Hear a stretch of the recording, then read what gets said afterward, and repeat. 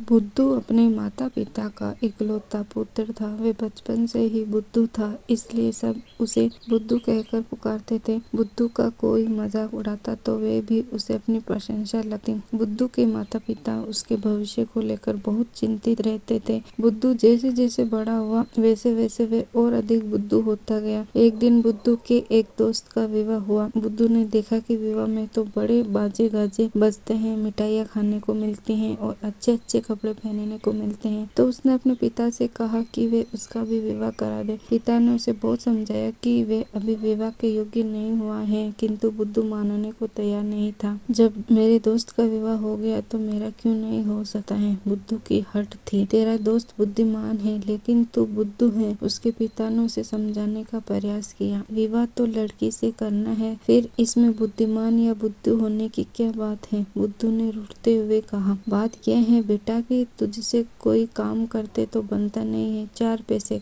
कमा नहीं सकता है, फिर अपनी पत्नी को खिलाएगा कहाँ से। पिता ने स्पष्ट शब्दों में कहा। जैसे मैं खाता हूँ वैसे वो खाएगी। मैं कोठे से अनाज निकालकर माँ को देता हूँ तो वो चक्की से मैं उसे पीसती है और फिर हम खाते हैं, वैसे ही वो भी कोठे से अनाज निकालकर माँ को देगी, माँ पीसेगी और हम सब खाएंगे। बुद्धू ने भोलेपन से तर्क दिया। पिता समझ गया कि बुद्धू किसी भी तरह से मानेगा नहीं, अतः उसने बुद्धू को बहलाने का प्रयास किया। ठीक है, जो तू कहता है तो मैं तेरा विवाह करा दूंगा, मगर पहले तू लड़की से मिलकर उसे पसंद कर लेना, फिर मुझे बताना। पिता ने कहा। मुझे लड़की कहाँ मिलेगी, बुद्धू ने पूछा। तू जब खेत की रखवाली करने जाएगा तो मैं लड़की को तेरे पास भेज दूंगा, पिता ने कहा। हाँ, ये ठीक रहेगा, बुद्धू खुश होकर बोला। बुद्धू के पिता ने बुद्धू से कह तो दिया कि वे खेत में लड़की भेज देगा, लेकिन अब वे लड़की भेजे कहाँ से। समूचे गांव में भी एक भी ऐसी लड़की नहीं थी जो बुद्धू से मिलने को भी तैयार होती। बुद्धू के पिता ने बहुत सोच विचार किया और अंततः वे कुम्हार के पास पहुंचा। मुझे एक मिट्टी की लड़की चाहिए, बिल्कुल असली जैसी कद काठी वाली, बुद्धू के पिता ने कुम्हार से कहा। कुम्हार ने असली लड़की जैसी मिट्टी की एक मूर्ति बना दी। बुद्धू के पिता ने लड़की की मूर्ति ले जाकर खेत में बने मचान पर रख दिया। रात को खेत की रखवाली करने के लिए जब बुद्धू मचान पर पहुंचा तो वही बहुत अंधेरा था। वे रात भर मचान पर चढ़कर खेत की रखवाली करता रहा, किंतु उसे लड़की की मूर्ति दिखाई नहीं दी। भोर होने पर वे मचान से उतरा और घर आया। आते ही अपने पिता पर बिगड़ने लगा। आपने कहा था कि आप खेत में किसी लड़की को भेजेंगे ताकि मैं उसे देखकर पसंद कर सकूं, मगर आपने नहीं भेजी। आप झूठे हैं। नहीं रे बुद्धू, मैं झूठा नहीं हूँ। मैं स्वयं एक लड़की को मचान पर बिठाकर आया था। क्या तुमने उससे बात भी नहीं की, बुद्धू के पिता ने कहा। है, वहाँ तो कोई लड़की नहीं थी, बुद्धू ने चकित होकर बोला। अरे वाह, कैसे नहीं थी, मैं उसे स्वयं वहाँ बिठाकर आया हूँ, बुद्धू के पिता ने झूठ बोलते हुए कहा। ऐसा है तो मैं अभी खेत में जाता हूँ, उससे मिलकर आऊंगा, बुद्धू ने कहा और खेत जाने को उद्यत हो उठा। ठीक है, जाओ, लेकिन एक बात का ध्यान रखना कि यदि तुम उससे किसी भी प्रकार का हट करोगे तो वे तुमसे रूठ जाएगी और तुम्हारे लिए वे मिट्टी की हो जाएगी। बुद्धू के पिता ने बुद्धू को आगाह किया। बुद्धू का पिता जानता था कि जब लड़की की मूर्ति बुद्धू के प्रश्नों का उत्तर नहीं देगी तो बुद्धू हट करेगा और उसे लगेगा कि उसके हट करने के कारण लड़की मिट्टी की ही हो गई है। बुद्धू दौड़ा दौड़ा खेत पर पहुंचा। उसी समय पड़ोस के खेत वाले ने अपने खेत से जंगली सुअर को भगाया। जंगली सुअर उसी ओर भागा जिधर बुद्धू के खेत का मचान था। इधर बुद्धू भी अपने खेत की मचान की ओर आ रहा था। सुअर बुद्धू को अपनी ओर आता देखकर हड़बड़ा कर पलटा और मचान से टकरा कर भागा। सुअर के टकराने से बांस बल्ले की बनी मचान हिल गई और उस पर रखी लड़की की मूर्ति नीचे रखकर टूट गई। जब बुद्धू ने मचान पर चढ़कर देखा तो उसे लड़की नहीं मिली। बुद्धू तो था बुद्धू। उसने समझा कि सुअर उसकी होने वाली पत्नी को लेकर भाग रहा है। बस फिर क्या था, बुद्धू सुअर के पीछे दौड़ा, आगे आगे जंगली सुअर और पीछे पीछे बुद्धू। दोनों भागते भागते घने जंगल में जहाँ पहुंचे। सुअर को तो जंगल का चप्पा चप्पा पता था, इसलिए वह पलक झपकते ही किसी झुरमुट में गायब हो गया, मगर बुद्धू जंगल में भटक गया। बहुत देर तक भटकने के बाद बुद्धू जंगल के पार एक दूसरे गांव जा पहुंचा। गांव के बाहर एक कुआं था। उस कुएं पर एक गांव की लड़कियां पानी भर रही थी। बुद्धू ने उन लड़कियों को ध्यान से देखा। उनमें से एक लड़की बुद्धू को भाग गई। बुद्धू को लगा कि ये वही लड़की है जिसको सुअर भगा लाया है। बुद्धू ने देखा न ताब लड़की का हाथ पकड़कर अपने साथ ले जाने को उद्यत हो उठा। पानी भरने आई लड़कियों में चीख पुकार मच गई। वे लड़की भी सहायता के लिए पुकारने लगी जिसका हाथ बुद्धू ने पकड़ रखा था। लड़कियों की चीख पुकार सुनकर गांव वाले वहां आ गए। उनमें से उस लड़की के माता पिता भी थे। तुमने मेरी बेटी का हाथ क्यों पकड़ रखा है? लड़की के पिता ने बुद्धू से पूछा। ये मेरी होने वाली पत्नी है, मैं इसे अपने साथ लेने आया हूँ, बुद्धू ने कहा। किसने कहा ये तुम्हारी होने वाली पत्नी है? लड़की के पिता ने पूछा। मेरे पिता, बुद्धू ने उत्तर दिया। यदि ऐसा है तो तुम्हारी होने वाली पत्नी को लेने के लिए तुम्हारे साथ तुम्हारे पिता को भी आना चाहिए। वे क्यों नहीं आए? तुम अकेले क्यों आए? लड़की के पिता ने पूछा। मैं तो इसका पीछा करते करते यहाँ आ गया। इसे तो सुअर भगा लाया था, लेकिन अब ये चिंता न करें, मैं इसे अपने साथ ले जाऊंगा, बुद्धू ने कहा। है, इसे सुअर भगा लाया था? हाँ बेटा, तुम्हारा नाम क्या है? तुम मुझे अपना नाम बताओ और पूरी घटना बताओ, क्योंकि मैं इस लड़की का पिता हूँ और तुम्हारा होने वाला ससुर हूँ, लड़की के पिता ने कहा।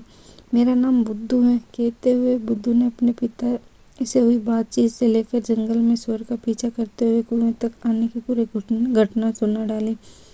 लड़की का पिता समझ गया कि बुद्धू यथा नाम तथा गुण है।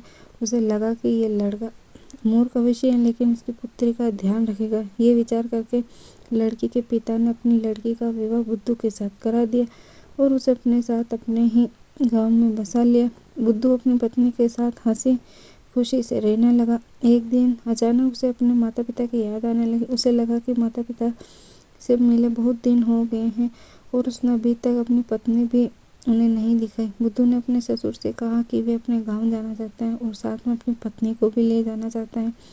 ठीक है, यदि तुम जाना चाहते हो तो जाओ, वैसे भी मेरी बेटी को अपनी ससुराल में रहना चाहिए, बुद्धू के ससुर ने कहा। वह अब तक बुद्धू की मूर्खताओं से तंग आ चुका था, इसलिए उसने सहर्ष अनुमति दे दी। इधर बुद्धू की पत्नी बुद्धू जैसा मूर्ख पति पाकर दुखी थी। उसे लगा कि कम से कम बुद्धू के परिवार के लोग तो मूर्ख नहीं होंगे, उनके सारे जीवन कट जाएगा। फिर उसे इस बात का भी मलाल था कि उसके पिता ने बुद्धू जैसे मूर्ख व्यक्ति से उसका विवाह करा दिया, जबकि उसे अच्छे लड़के मिल सकते थे। इसलिए बुद्धू की पत्नी भी खुशी खुशी साथ जाने को तैयार हो गई। बुद्धू और उसकी पत्नी परिवार वालों और गांव वालों से विदा लेकर चल पड़े। बुद्धू के ससुर ने बुद्धू के गांव का सही रास्ता अपनी बेटी को समझा दिया था।